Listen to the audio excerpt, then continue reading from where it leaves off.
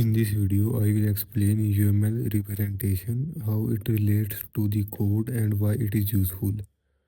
First, how classes, field, methods and relationships are shown in UML. In UML, each class is shown as a box divided into three parts. The top part shows the class name, like account or transaction. The middle part shows the field, which are the variables inside the class like balance and name. The bottom part shows the methods like deposit, withdraw, execute and print.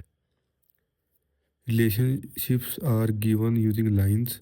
Inheritance is shown using an arrow.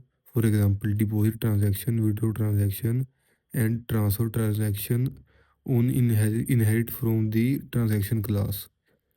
This would be shown with arrows pointing to transaction. Also, classes like deposit transaction and withdraw transaction are connected to account because they use an account object. This is shown as an association in UML. Now, how the diagram relates to the code. The UML diagram is basically a visual version of the code. Each class in the diagram matches a class in the code. Each field in the UML matches the variable in the class. Each method in the UML matches the function in the class. For example, the transaction class in the diagram shows common fields like amount and method like execute. In the code, all transaction classes inherit from this and override methods. So this UML diagram helps us understand the structure of the program without reading all the code. Now how UML helps before writing code. Before writing code, we can draw the UML diagram to plan the structure.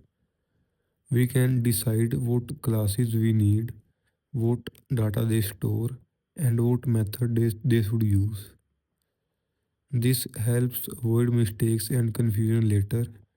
It also makes it easier to see latent relationships like inheritance and connections between classes. The advantage is that it saves time, makes the design clear, and helps build better and more organized code. Overall, UML is a simple way to plan and understand the program structure before coding.